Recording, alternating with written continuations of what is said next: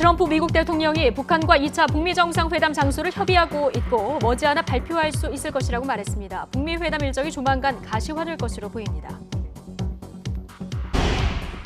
미국과 중국이 오늘부터 이틀간 베이징에서 차관급 무역 협상을 재개합니다. 트럼프 미국 대통령은 관세로 타격을 입은 중국이 합의를 원할 것으로 믿는다면서 협상에 낙관적인 전망을 나타냈습니다. 정부가 오늘 최저임금 결정 구조를 이원화하는 것을 주요 내용으로 하는 최저임금 결정 체계 개편안을 발표합니다. 노동계는 임금 결정 과정에 노동계 의견이 반영되지 못한다며 강하게 반발하고 있습니다. 사법농단 의혹을 수사하고 있는 검찰이 양승태 전 대법원장과 김앤장 측의 독대 내용이 담긴 문건을 확보했습니다. 검찰은 오는 11일 양 전 대법원장의 소환을 앞두고 박병대, 고영한 전 대법관을 이번 주 초 다시 불러 조사할 계획입니다. 59년 만에 아시안컵 대회 정상 탈환을 노리는 우리나라 축구대표팀이 오늘 밤 10시 반 필리핀과 조 예선 1차전을 치릅니다. 필리핀과 역대 7번 만나 전승을 거둔 대표팀은 방심하지 않고 전력을 다한다는 각오입니다. 오늘도 초미세먼지가 기승을 부리겠습니다. 대기 흐름이 원활하지 않은 데다 중국발 스모그가 유입되면서 미세먼지 농도가 짙어져 전국 대부분 지역의 초미세먼지 농도가 나쁨 수준을 보이겠습니다. 뉴스뉴스 3부 시작하겠습니다. 문재인 대통령은 내일 임종석 비서실장을 비롯한 청와대 주요 참모진을 교체할 것으로 알려졌습니다. 청와대 관계자는 후보군에 대한 검증 작업이 마무리 단계에 있으며 큰 문제가 없을 경우 내일 발표할 수 있을 것이라고 말했습니다. 임종석 비서실장의 후임에는 노영민 주중대사가 유력하고 새 국민소통수석에는 윤도환 전 MBC 논설위원이 거론되고 있으며 정무수석에는 강기정 전 민주당 의원이 물망에 오르고 있습니다. 문 대통령은 오늘 이낙연 총리와의 주례회동에서 의견을 수렴한 뒤 오는 10일 신년 기자회견 전에 청와대 개편을 마무리할 것으로 보입니다. 청와대 특별감찰반 의혹과 신재민 전 기획재정부 사무관의 폭로 내용 등을 두고 여야는 신경전을 이어가고 있습니다. 여당은 새해 국회가 정쟁보다는 민생을 챙겨야 한다고 강조하고 있지만 야당은 청문회나 국정조사가 필요한 중대한 사안이라면서 강공을 펼쳤습니다. 국회 취재기자 연결합니다. 염혜원 기자. 네, 국회입니다. 네, 여야 교섭단체 원내대표가 새해 첫 회동을 했는데 분위기가 여전히 냉랭했나 보군요. 네, 그렇습니다. 오전에 열린 첫 번째 회동은 시작하자마자 특감반 의혹과 신재민 전 사무관의 폭로 내용을 둘러싸고 의견 차이를 보였습니다. 여당은 이미 지난해 임종석 대통령 비서실장과 조국 청와대 민정수석이 출석했던 운영위원회에서 관련 의혹이 충분히 소명됐다고 판단하고 있습니다. 이후 야당의 주장은 정쟁이라며 일축하고 있는데요. 더불어민주당 홍영표 원내대표는 의혹에 대한 언급은 차치하고 민생을 살릴 입법을 하자며 야당에 촉구했습니다.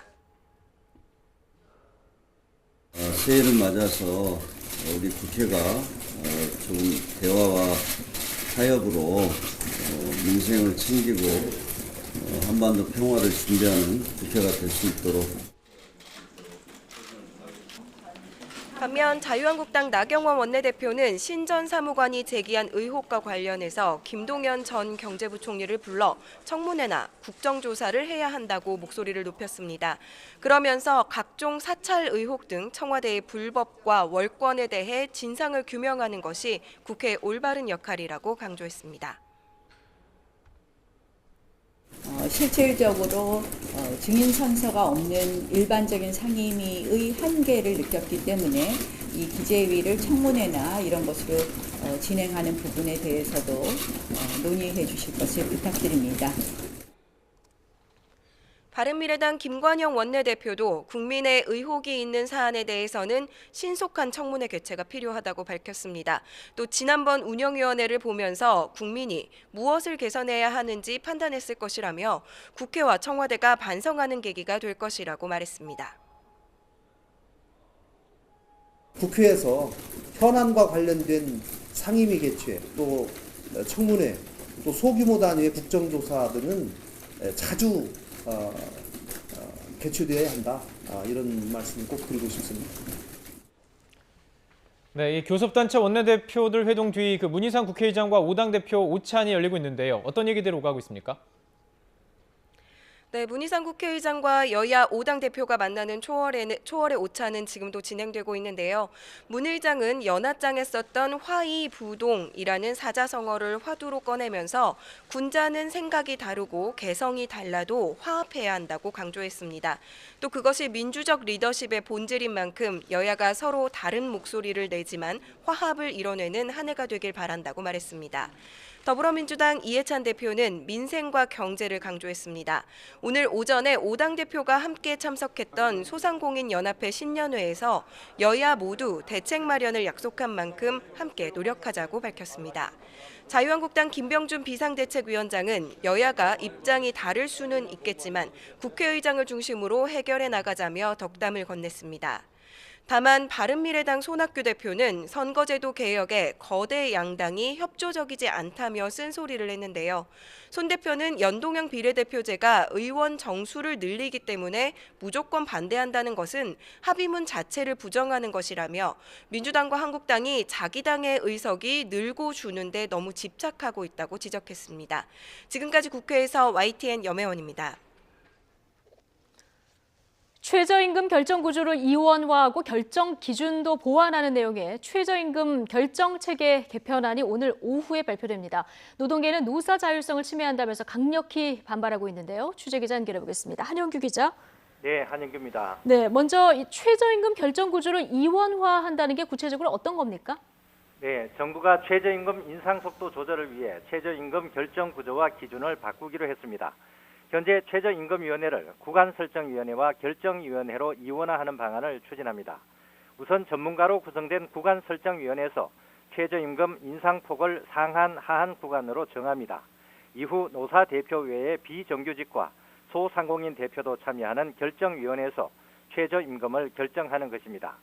구간설정위원회는 최저임금이 노동시장에 미치는 영향을 연중 상시적으로 분석하는 역할을 맡게 됩니다. 최저임금 결정 기준도 보완하기로 했습니다. 현재는 근로자의 생계비 등을 고려해서 결정하는데 앞으로는 물가 상승률과 경제 성장률, 노동시장 상황도 반영하겠다는 것입니다. 이재갑 고용노동부 장관은 오늘 오후 4시 반 최저임금 개편안을 발표하면서 위원회 위원수와 추천 방식, 결정 기준 등도 담을 예정입니다. 정부는 전문가 토론회와 노사 의견 수렴 등 공론화 과정을 거쳐 이달 중에 개편안을 확정할 방침입니다. 그런데 노동계에서는 벌써 강력히 반발하는 목소리가 나온다면서요? 네, 그렇습니다. 한국노총은 성명에서 최저임금을 결정하면서 당사자인 노동자의 의견보다 전문가의 의견을 더 반영하겠다는 것으로 사실상 최저임금 제도를 무력화시키는 내용이라고 비판했습니다. 한국노총은 전문가들이 미리 구간을 설정하는 것은 노사 자율성을 심각하게 침해하는 것이며 결정위원회의 노사위원과 공익위원은 사실상 거수기로 전락하고 만다고 주장했습니다. 민주노총은 우리나라가 2000년에 비준한 ILO 최저임금 협약은 권한 있는 노사 대표가 최저임금 제도와 최저임금 결정에 참여하도록 권고하고 있다며 ILO 권고보다 훨씬 후퇴한 것으로 그 취지에도 맞지 않다고 지적했습니다. 민주노총은 정부는 성급하고 설익은 최저임금 결정구조 개편 방안 발표를 즉각 중단하고 정식으로 최저임금위원회를 소집해 관련 노사 당사자와 충분한 사전 협의에 나서야 한다고 주장했습니다. 양대 노총 관계자들은 모레 만나서 공동 대응 방안을 논의할 예정입니다. 지금까지 YTN 한영규입니다.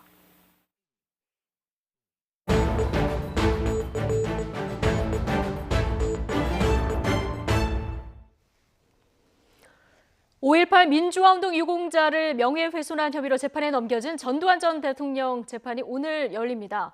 수차례 공판 연기와 재판 관할 이전 신청까지 우여곡절 끝에 재판이 다시 열리게 되는 건데요. 하지만 전 씨는 이미 독감을 핑계로 재판에 불출석하겠다는 의사를 밝혔습니다. 취재 기자 전화로 연결해 보겠습니다. 나연우 기자.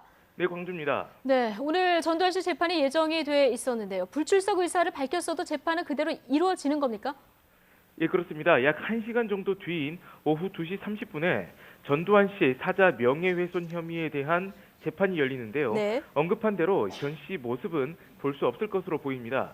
우선 전 씨 측은 불출석 의사를 통보해 놓았는데요. 전 씨가 독감과 고열로 인해 외출이 어려워서 광주까지 재판받으러 가기 힘들다는 겁니다. 그러면서도 재판을 회피하려는 것은 아니라고 설명했습니다. 앞서 지난 4일 전 씨 측은 법원에 재판 기일 변경 신청을 내기도 했습니다. 신경 쇠약을 이유로 들었는데요. 네. 하지만 재판부는 이를 받아들이지 않고 재판을 정상적으로 진행하겠다고 했습니다. 오늘 재판에는 전 씨 변호인만 출석해서 독감 진단서를 제출하고 사정을 설명할 계획입니다. 네. 전두환 씨가 기소된 게 지난해 5월인데요. 그런데 8개월 지나도록 지금 재판이 제대로 열리지 않고 있어서 재판 회피가 아니냐 이런 의혹도 지금 나옵니다. 전 씨가 꼭 법정에 나와야 재판이 시작되는 거죠? 예, 그렇습니다. 형사재판이 열리려면 피고인이 법정에 출석해야 하는 게 필수입니다. 그런데 전 씨는 지난해 5월과 7월에 재판 연기를 신청했고요. 지난해 8월에 열린 공판에는 전 씨가 나오지 않아서 재판이 또 연기됐습니다. 예. 이후에는 서울에서 재판받게 해달라며 재판 관할 이전 신청까지 했는데요. 고령인 점과 광주 지역 민심을 이유로 들었습니다. 그러나 법원이 신청을 받아들이지 않아서 다시 광주에서 재판을 열게 됐는데요. 해를 넘겨 시작된 첫 재판도 이 전 씨 측은 참석하지 않겠다고 통보한 겁니다. 우리나라 형사소송법에는 피고인이 공판 기일에 출석하지 않을 때 특별한 규정이 없으면 개정하지 못한다고 되어 있습니다. 만약 재판부가 전 씨 불출석을 허가한다고 하더라도 최소한 2번은 재판에 나와야 합니다. 예. 인정신문이 열리는 첫 공판과 선고 공판인데요. 결국 전 씨가 제발로 법정에 나와야만 재판이 시작될 수 있는 겁니다. 네. 결론적으로 전 씨가 재판에 안 나오면 재판을 못 연다는 얘기인데 만약 계속해서 전 씨가 재판에 불출석하면 재판부가 할 수 있는 조치는 어떤 게 있습니까? 네, 전 씨가 앞으로도 이 재판에 출석하지 않으면 재판부는 크게 2가지 방법을 쓸 수 있습니다. 첫째는 소환장 발부인데요. 재판부가 이 다음 재판 날짜를 정해서 피고인에게 법정에 출석하라고 통보하는 겁니다. 지금까지 재판부는 전 씨에게 수차례 소환장을 발부했지만 기일 변경을 신청하거나 출석하지 않았습니다. 또 다른 방법은 구인장을 발부하는 건데요. 이는 재판부가 검찰을 통해 물리력을 동원해서 피고인을 강제로 법정에 데려오는 겁니다.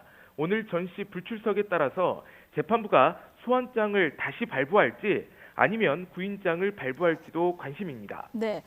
최근에 내 남편이 민주주의의 아버지다. 부인 이순자 씨 망언도 있지 않았습니까?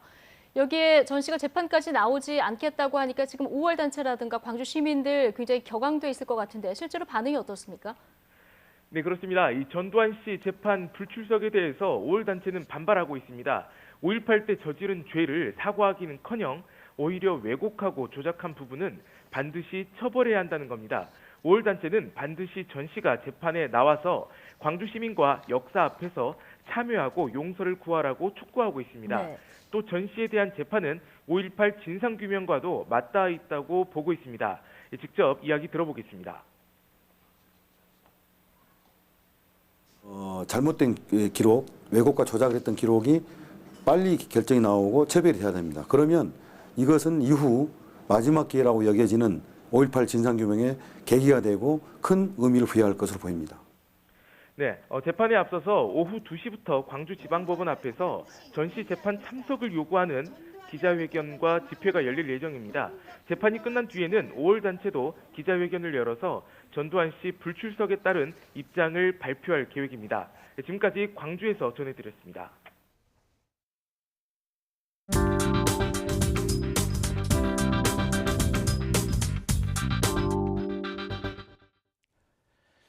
이 차 북미 정상회담과 관련해 긍정적인 조짐들이 나오고 있습니다. 트럼프 대통령은 김정은 위원장과의 만남을 고대하고 있다면서 2차 북미 정상회담 의지를 밝힌 김 위원장 신년사 다음 날 트위터로 호응을 했었죠. 그리고 이번에는 장소를 현재 논의 중이라고 밝혔습니다. We're negotiating a location. It will be announced probably not in the not too distant future. 얼마 전 CNN은 트럼프 행정부 관계자가 2차 북미 정상회담의 아시아적 후보지들을 사전 답사 중이다 이렇게 밝혔습니다. 앞서 전망됐던 베트남, 인도네시아, 몽골 외에도 미국의 하와이, 또 남북한 사이의 그 비무장지대까지 전문가들은 거론하고 있습니다. 구체적인 진행 사항도 전해지면서 2차 북미 회담 성사는 거의 확실해 보이는데요. 변수가 있습니다. 조성길 이탈리아 주재 북한 대사대리가 현재 잠적 상태고요. 미국 망명을 원하고 있다는 이탈리아 현지 언론 보도가 나왔습니다. 북한의 입장에서는 매우 곤혹스러울 수밖에 없는 상황으로 분석되고 있습니다. 아주 정상적이고 선진 서방 국가의 지도자 모습을 연출했거든요. 그런데 그 체제가 싫다고 북한에서 아주 잘 사는 상류층 엘리트가 네. 이거 체제를 이탈해서 망명을 선택하니 이건 그냥 따귀를 맞은 셈이죠. 모욕을 네. 당한 그런 거고, 자기가 아무리 정상적인 지도자 생세를 할래도 이 상층부터 무너질 수 있다고 하는 그런 위기의식도 가질 수밖에 없고, 네. 그러니까 김정은으로서는 굉장히 모욕감에 이러고 있는데 또 더군다나 지금 미국으로 가려고 한다는 얘기가 이제 나오고 있어요. 예, 예. 그렇습니다. 이 북미 정상회담을 위한 조율이 이루어지고 있는 매우 민감한 시기에 일어난 이 망명 요청 사건이 대화에 영향을 끼칠 수도 있을 것으로 보입니다. 전문가들은 대체로 큰 변수는 되지 못할 것으로 보고 있습니다. 정상 간의 만남이란 워낙에 큰 흐름이 이어지고 있기 때문인데요. 하지만 북한 측이 소극적으로 나올 수는 있을 것으로 보입니다. 예, 사실은 북미 간의 핵 협상은 양측의 전략적 이익을 놓고 서로 경쟁하는 거기 때문에 예. 거기에 영향을 미치기에는 사실은 급이 좀 낮아요. 그런데 이것이 이제 김정은 위원장의 체제 안전에 대한 인식에 영향을 미쳤을 경우에는 대화에 조금 더 소극적으로 나갈 가능성이 있습니다. 네. 그렇게 되면은 지금 고위급 대화가 개최돼서 정상회담으로 연결이 되는 그러한 과정에 있어야 되는데 그 부분에 있어서 소극적으로 나올 수가 있는 거죠. 자, 그러니까 정상회담이 잘 이루어져서 북한이 정상국가로 미국과 교역 및 협력이 이루어져도 북한의 체제 안정에 위협이 되지 않을지 우려를 할 수도 있다는 것입니다. 이 때문에 소극적으로 나올 수도 있다, 이런 분석인데요. 반면 미국 입장에서는 정상회담 준비에 적극적으로 임할 가능성이 있다, 이런 분석이 나오고 있습니다. 시기상 북한과의 대화가 중요한 시점에 와 있다는 주장입니다. 내년도는 이제 선거, 미국 재선거, 트럼프 대통령이 재선을 위한 선거 국면으로 1년 내내 들어간다고 보고, 네네. 그렇게 보면 트럼프 대통령 입장에서는 현재로서는 제2차 북미 정상회담을 가장 중시할 것 같고, 네. 또 미국 내에서 이제 셧다운을 비롯한 여러 가지 이제 정치적인 또 어려움이 있지 않습니까? 이걸 돌파하는 차원에서도 네. 성과를 외교적으로 이제 거둬야 된다는 이 부분이 이제 강한 것 같고, 네. 그렇게 보면 트럼프 대통령이 좀 더 이 문제는 신중한 접근할 가능성이 높다. 여러 가지 상황을 종합적으로 판단했을 때 트럼프 대통령의 말처럼 올해 초 2차 북미 정상회담이 이루어질 가능성은 아주 커 보입니다. 이제 남은 것은 그 시기와 장소를 실질적으로 확정할 고위급 회담입니다. 아직 양측의 공개적인 접촉 움직임은 포착되지 않고 있는데요. 이 만남에서 비핵화와 관련해서 얼마나 접근이 이루어지느냐가 2차 정상회담의 조기 개최 조건이 될 것으로 보입니다. 사법농단 의혹을 수사하는 검찰이 양승태 전 대법원장과 김앤장 법률사무소 측의 독대 내용이 담긴 문건을 확보했습니다. 이 사건을 수사하는 서울중앙지검 수사팀은 지난해 11월 김앤장 법률사무소를 압수수색하는 과정에서 이 같은 문건을 입수했습니다. 김앤장은 양승태 사법부와 박근혜 정부 사이에 재판거래 의혹이 불거진 일제강제징용 피해자들의 민사소송에서 전범 기업들을 대리하고 있습니다. 문건에는 양 전 대법원장이 김앤장 송무팀을 맡은 한상호 변호사와 독대해 논의한 내용이 담긴 것으로 알려졌습니다. 청와대 인사수석실 소속 행정관이 재작년 9월 김용우 육군참모총장을 외부에서 만난 사실이 알려져 논란이 일고 있는 가운데 청와대는 큰 문제가 없다는 입장을 밝혔습니다. 김의겸 청와대 대변인은 장성 인사는 대통령의 고유 권한이므로 대통령의 지침을 받아 일하는 인사수석실 행정관은 대통령의 철학과 지침에 대해서 인사추천권자인 육군참모총장과 얘기할 수 있다고 말했습니다. 또 당시 해당 행정관이 분실한 문서는 청와대 공식 문서가 아니라 행정관 자신이 군 인사 상황을 정리하기 위해서 임의로 만든 문서라고 설명했습니다. 두 사람이 집무실이 아닌 외부 카페에서 만난 것에 대해서도 김 대변인은 꼭 격식을 맞추어 사무실을 방문하는 식으로만 일할 필요가 있느냐며 심각한 문제라고 생각하지 않는다고 말했습니다. 청와대 특별감찰반의 민간인 사찰 의혹을 제기한 김태우 수사관의 소환이 이틀 뒤로 미뤄졌습니다. 김 수사관의 변호인은 당초 오늘로 예정됐던 세 번째 소환 조사를 검찰과 조율해 오는 9일로 변경했다고 말했습니다. 앞서 변호인은 김 수사관이 연이틀 밤늦게까지 조사를 받다 보니 건강에 이상이 생겼다며 일정 조율을 예고했습니다. 420일 넘게 굴뚝 농성 중인 파인텍 노동자들이 무기한 단식 농성에 돌입했습니다. 파인텍 해결을 위한 공동행동은 오늘 서울 목동 열병합 발전소 굴뚝 농성장 앞에서 기자회견을 열어 고공농성 중인 두 노동자의 단식 농성 돌입과 앞으로 계획을 밝혔습니다. 이들은 홍기탁, 박준호 두 사람이 어제 오후부터 단식 의사를 전한 뒤 음식물과 물, 배터리 등을 굴뚝 위로 전달해주는 줄을 내리지 않고 있다고 설명했습니다. 공동행동은 4차 교섭까지 결렬된 상황에서 더는 문제를 지켜볼 수 없다며 오늘 10일 검찰에 김세권 스타플렉스 대표를 고발한다고 말했습니다. 지난해 강제징용 대법원 판결을 시작으로 화해치유재단 해산, 그리고 최근 레이더 문제까지 이어지면서 한일 관계가 최악으로 치닫고 있습니다. 3.1운동 100주년인 올해는 역사적으로도 의미 있는 해라서 양측이 물러서기도 쉽지 않은 상황인데요. 취재 기자 연결해 보겠습니다. 한현희 기자. 네, 외교부입니다. 지금 한국과 일본 사이에 벌어지고 있는 일들이 굉장히 많은데 먼저 레이더 갈등과 관련해서 좀 짚어보겠습니다. 우리 국방부가 반격에 나섰죠? 네, 우리 측 입장을 잘 설명할 수 있는 영상을 8개 언어로 만들어서 배포한다는 계획입니다. 일본 측이 일방적으로 자신들의 입장을 담은 영상을 공개하고 아베 총리까지 인터뷰를 통해 우리 함정의 레이더를 언급하자 지난 4일 우리 국방부도 유튜브에 일본 주장을 반박하는 동영상을 올렸습니다.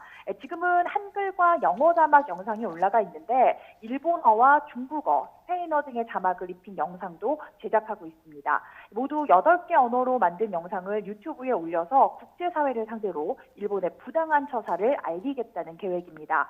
이와 동시에 국방부는 레이더 문제와 관련한 해결 방안을 찾기 위해서 일본 측의 양국 국방당국 간의 조속한 실무 협의 개최를 촉구하고 있습니다. 네, 지금 강제징용 판결 문제도 여전히 진행 중입니다. 우리 대법원 판결에도 일본 기업에서 반응을 안 하니까 지금 피해자들이 압류 절차에 나섰어요. 네, 앞서 우리 대법원이 지난해 10월 말 신일 철조금이 강제징용 피해자들에게 1억 원씩 배상하라고 판결했는데요. 그 뒤 변호인단이 일본 도쿄 신일 철조금 본사에 대법원 판결에 따른 후속 조치를 요구했지만 아무런 반응을 보이지 않았습니다. 그러자 신일 철조금의 한국 내 자산에 대한 압류를 하겠다면서 지난달 31일 법원에 강제 집행을 신청했습니다. 변호인단이 압류하겠다고 신청한 재산은 신일 철조금이 포스코와 함께 설립한 합작회사의 주식입니다. 물론 절차를 밟는다고 하더라도 실제 압류와 현금화까지는 상당한 시간과 진통이 예상되는 상황입니다. 같은 판결을 받은 미쓰비시 중공업의 강제동원 피해자들도 압류 절차를 고려하고 있습니다. 현재 기업을 상대로 협의를 진행할 계획인데 다음 달 말까지 답변이 없으면 압류 절차를 통보할 방침인 것으로 전해졌습니다. 예. 자, 관련해서 일본에서는 아베 총리가 직접 반응을 보였죠? 네, 아베 총리는 일본 언론의 압류 움직임에 대해서 애우 유감이라는 표현을 썼습니다. 그러면서 일본 정부는 이를 심각하게 받아들이고 있다고 말했습니다. 또 관계 부처에 국제법에 근거한 대응을 검토하라고 지시했는데요. 합의가 이루어지지 않을 경우 국제사법재판소 제소 절차를 밟겠다는 뜻을 내비친 것으로 분석됩니다. 네. 이에 더해서 우리 대법원 판결이 국제법에 비춰 있을 수 없는 판결이라고 주장하기도 했는데요. 기존 입장을 되풀이한 것이지만 외국 사법부 판결을 또 비판했다는 점에서 논란을 예고하고 있습니다. 네. 이렇게 계속 갈등이 번지는 데 대해서 정부도 고민이 깊을 것 같은데요. 우리 정부 지금 어떤 대응 방침을 가지고 있습니까? 네, 과거사 문제는 과거사 문제대로 정리해 나가면서 경제나 문화, 인적 교류 등 실질 협력은 또 따로 진전해 나간다는 것이 우리 정부의 기본 입장입니다. 예. 지난해부터 한일 사이에 여러 사건이 진행됐지만 기본 입장은 변하지 않고 있습니다. 이런 기조 아래 갈등을 풀기 위한 외교적 노력도 이어지고 있습니다.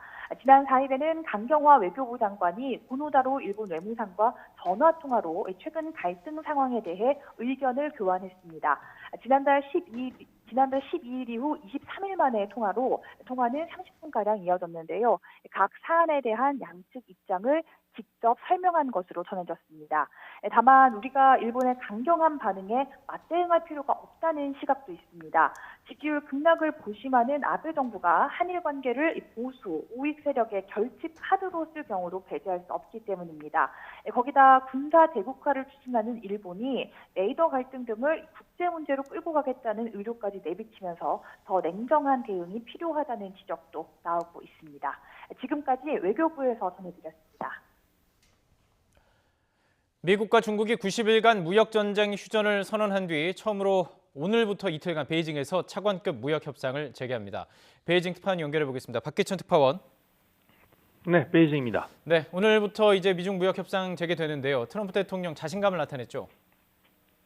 네, 도널드 트럼프 미국 대통령이 오늘부터 베이징에서 열리는 미중 차관급 무역 협상을 앞두고 낙관론과 함께 자신감을 드러냈습니다. 중국은 관세로 경제가 큰 타격을 입고 있지만 미국은 관세 수입이 들어오고 있다며 합의를 원하는 것은 중국이라는 점을 거듭 강조했습니다. 또 최근에 시진핑 주석과 통화도 했고 중국과의 협상은 매우 잘 진행되고 있다며 중국이 관세 부과로 심각한 타격을 받고 있기에 정말로 미국과 합의하기를 원한다고 믿는다고 강조했습니다. 트럼프 대통령은 또 자신과 시진핑 주석이 협상에 깊이 관여하고 있고 최고의 협상도 잘 진행되고 있다고 말했습니다.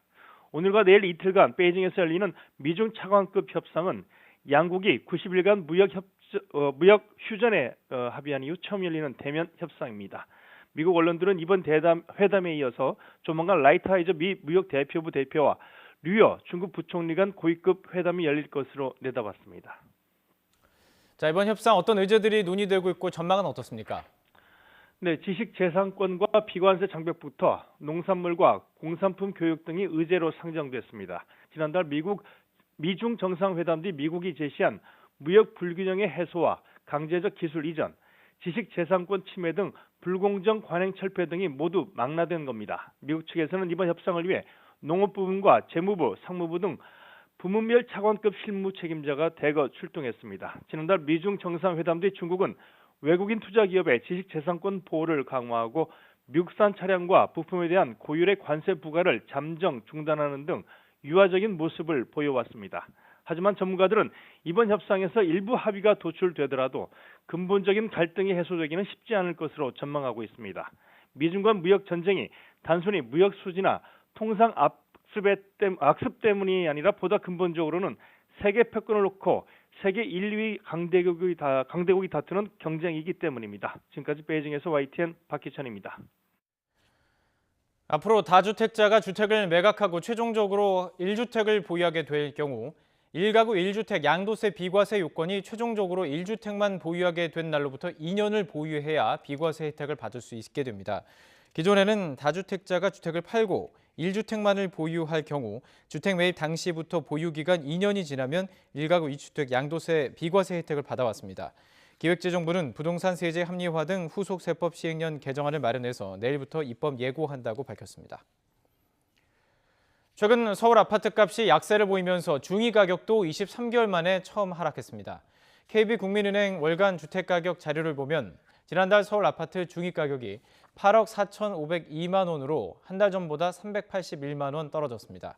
중위 가격은 주택 매매 가격을 순서대로 나열했을 때 중간에 위치한 가격으로 서울 아파트 중위 가격이 떨어진 건 지난 2017년 1월 이후 1년 11개월 만에 처음입니다. 카드 수수료 인하 혜택을 받는 가맹점의 연매출 기준이 기존의 5억 원 이하에서 다음 달부터 30억 원까지 확대됩니다. 지난해 11월 발표된 카드 수수료 개편 방안에 따른 것으로 연매출 5억 원 초과 10억 원 이하 가맹점은 1.4% 수수료율을, 10억 원 초과 30억 원 이하 가맹점은 1.6%를 적용받습니다. 부부가 이혼한 뒤 양육비를 지급하라는 법원의 판결에도 이를 거부하는 사람들이 있습니다. 피해자는 고스란히 양육자와 아이에게 돌아가게 되는데 영상 리포트로 이야기 들어봤습니다. 주소지를 숨기고 본인 휴대폰의 명의도 숨기고 법원에 혹 나오면 본인은 생활고에 너무 힘들어서 지급하지 못한다고 하고 특정한 수입이 분명히 있을 텐데 저희가 법으로 찾아낼 수 있는 수입이 하나도 없더라고요. 그래서 제가 집행을 못하고 있습니다. 양육비는 아빠랑 저랑은 헤어졌지만 제 아이에 대해서 아빠가 지어야 될 최소한의 의무라고 생각했기 때문에 이 사람 양육비 어떻게 할 건지. 그럼 내가 뽑아서 내가 사면 어떻게 해라. 복귀하면 될까요? 맞잖아. 복귀를 해갖고 내가 사면 너 있었구나. 사이구나. 아니 법원 가서 그 복귀라고 늘 법원이 안 나오니까는 내가 니를 찾은 거 아닌가. 이행명령을 어렵게 받아내서 이행명령을 요구를 하지만 이 사람이 지급을 하지 않으면 그만이에요. 그러면 그 다음번에는 또 어렵게 또다시 재판을 시작하죠. 감치재판에 대한 결정이 난다 하더라도 이분이 숨어버리거나 아프다라고 이렇게 사유서를 써내면 사실 감치도 이루어지지 않고 있습니다. 그래서 저희들이 하고 있는 거는 이 양육비를 지급하지 않는 이 사람들을 아동학대로 처벌을 해달라라는. 양육비 지급은 선택사항이 아니라 필수사항입니다. 20년이나 지금이나 양육비 소송은 변함이 없습니다. 집행력도 변한 게 없습니다.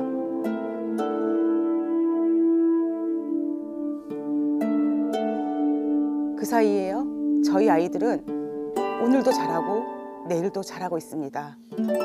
저와 같이 20년 동안 이렇게 양육비 소송에 매달리지 않도록 이제는 국가가 나서주셨으면 좋겠습니다.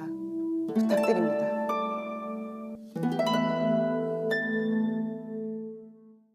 산후조리원 종사자에 대한 감염 관리가 지금보다 한층 강화됩니다. 보건복지부에 따르면 산후조리업자가 타인에게 위해를 끼칠 우려가 있는 질병을 앓거나 질병이 의심되는 종사자의 근무를 제한하게 하는 내용의 모자보건법 개정안이 지난해 말에 국회를 통과했습니다. 개정된 법에 따르면 산후조리원 종사자는 감염병 환자 또는 의심 환자로 진단받으면 즉시 산후조리업자에 알려야 하고 임산부나 영유아를 사망하게 하거나 신체에 중대한 피해를 준 산후조리원은 영업을 정지하거나 폐쇄할 수 있게 됩니다. 대구시는 대구 지역 소아청소년과에서 진료를 받은 영아 3명이 홍역 확진 판정을 받았다고 밝혔습니다. 모두 생후 12개월이 지나지 않은 영아들로 집에서 치료를 받는 것으로 알려졌습니다.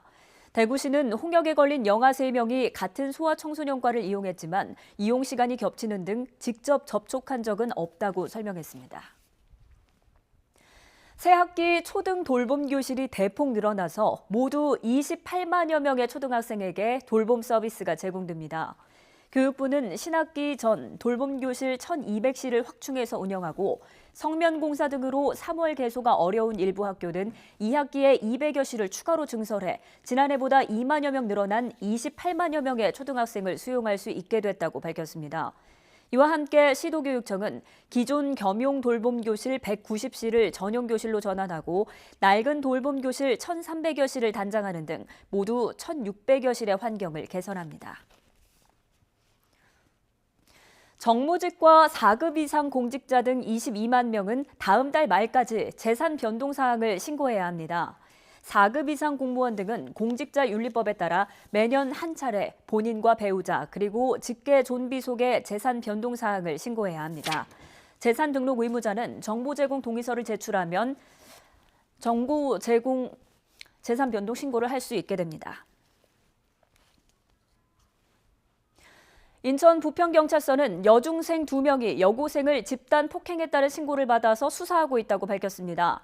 경찰은 어제 오후 6시쯤 18살 A양의 어머니로부터 딸이 여중생들로부터 집단 폭행을 당하고 돈을 빼앗겼다는 112 신고가 들어왔다고 설명했습니다. 신고 내용에 따르면 15살 B양 등 2명은 자신들을 험담했다는 이유로 피해자를 인천 청천동의 한 공원으로 불러내서 얼굴과 복부 등을 때린 것으로 전해졌습니다.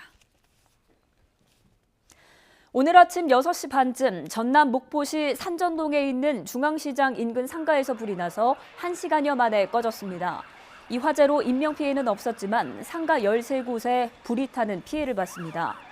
경찰과 소방당국은 전기적인 원인으로 불이 났을 가능성에 무게를 두고 정확한 화재 원인을 조사할 계획입니다. 지난해 국내 공연 시장이 경기 침체 속에서도 큰 폭의 성장세를 나타낸 것으로 집계됐습니다. 국내 최대 공연 예매 사이트인 인터파크는 지난해 공연 티켓 판매액이 재작년보다 23% 늘어난 5,441억 원을 기록했다고 밝혔습니다. 특히 29%의 성장세를 보인 뮤지컬 분야에서는 태양의 서커스 쿠자가 판매 1위를 차지했고 콘서트 중에서는 세계적으로 인기를 끌고 있는 방탄소년단의 서울 공연이 1위를 차지했습니다. 대한축구협회가 파주의 NFC 같은 축구 국가대표 훈련장 후보지를 찾고 있는데요. 유치 의사를 밝힌 자치단체만 해도 40여 곳에 이르고 있어서 치열한 경쟁이 예상됩니다. 김인철 기자가 취재했습니다. 19세와 21세 성인 대표팀까지 축구 국가대표팀이 지난달 전지훈련을 했던 울산 종합운동장입니다. 따뜻한 날씨와 잘 다듬어진 잔디는 대표팀이 훈련하기에 적합했기 때문인데 축구협회 관계자도 대표팀 훈련에 부족함이 없었다는 평가를 했습니다. 울산시는 이런 분위기에 맞춰서 축구 국가대표팀 훈련장인 축구종합센터장 유치에 나섰습니다. 적합한 부지를 찾고 있는 울산시는 부지 사용과 건설 비용 문제 등에 관한 지원 방침을 검토해 신청할 계획입니다. 겨울에도 훈련할 수 있고 또 바다를 끼고 있어서 선수들이 이렇게 아주 공기 좋고 따뜻한 곳에서 연습할 수 있는 그런 여건을 가지고 있고요. 축구 종합센터장은 33만 제곱미터 규모의 대지에 1,000명을 수용할 수 있는 소형 스타디움과 천연 인조 잔디구장 12면, 선수 300명이 사용할 수 있는 숙소와 식당, 사무실 등이 있어야 합니다. 축구협회는 오는 11일 유치 신청이 끝나면 3월까지 건립장소를 확정해 1,500억 원을 들여 2023년 6월 완공할 계획입니다. 유치에 적극적인 지자체만 광역과 기초 포함해 40여 곳. 공정한 공모를 통해서 최적의 조건을 가진 대표팀 훈련 시설과 저희 사무실에 적합한 지자체를 선정을 할 예정입니다. 축구종합센터장 유치 열기가 뜨거운 것은 시설 운영에 필요한 일자리 창출에다 대표팀 경기 유치와 그에 따른 경제 유발 효과가 기대되기 때문입니다. YTN 김인철입니다. 멕시코 국경장병 예산 대치로 미국 연방정부의 일시적 업무정지, 셧다운 사태가 또 주말을 넘기면서 역대 최장 기록을 향해 가고 있습니다.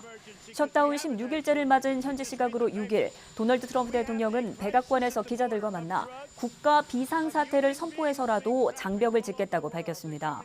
트럼프 대통령은 우리는 지금 국가 비상 상황을 보고 있다면서 앞으로 며칠간 협상이 진행되는 상황에 따라서 국가 비상 사태를 선포할 수 있다고 말했습니다. 오스트리아 북부를 중심으로 폭설이 내리면서 스키 관광객 만여 명이 한동안 고립됐다고 DPA 통신이 6일 전했습니다. 5일 오전까지 알프스 북부 지역에서는 50cm에 이르는 눈이 내렸습니다. 북부 잘바흐 힌터글램에서는 눈사태 경보가 발령되면서 스키 관광객 12,000명이 6일 오후까지 발이 묶였고 중부 산악 지역도 도로 곳곳이 통제됐습니다. 오늘과 내일 추위 대신 미세먼지에 대한 주의가 필요합니다. 중국발 스모그가 유입되면서 서쪽 지방을 중심으로 미세먼지 농도가 짙어지고 있는데요. 현재 서울의 초미세먼지 농도는 세제곱미터당 40마이크로그램으로 평소보다 2배에서 3배가량 높은 수치를 보이고 있습니다. 낮 동안 미세먼지 농도는 더 짙어질 것으로 우려됩니다. 현재 서울을 포함한 수도권과 충청 그리고 전북 지역의 초미세먼지 농도가 나쁨 수준 보이고 있습니다. 전북 익산에는 초미세먼지 주의보도 발령 중인데요. 미세먼지는 점차 짙어져서 내일까지 전국에 영향을 줄 전망입니다. 외출 시에는 잊지 마시고 황사용 마스크 챙기시기 바랍니다. 미세먼지만 아니라면 낮 동안 하늘 표정 맑겠고요. 심한 추위 없겠습니다. 낮 기온 서울이 2도, 부산 9도, 광주 6도, 대전은 4도로 어제와 비슷하거나 조금 낮겠습니다. 하지만 내일 오후부터는 반짝 강추위가 찾아올 전망입니다. 수요일 아침 서울 기온이 영하 9도까지 떨어지는 강추위가 예상되는데요. 이 추위는 하루 정도 이어진 뒤 주 후반부터 누그러질 것으로 보입니다. 현재 동해안에는 건조경보가, 그 밖에 대부분 내륙에는 건조주의보가 발효 중입니다. 당분간 강원 산간에는 바람까지 강하게 불 것으로 보이니까요. 화재 사고 발생하지 않도록 각별히 주의하셔야겠습니다. 지금까지 상암동에서 YTN 권혜인입니다. 네, 1월 7일 월요일 뉴스앤이슈 마치겠습니다. 잠시 뒤 2시에는 노종면의 더 뉴스가 이어집니다. 시청해주신 여러분 고맙습니다.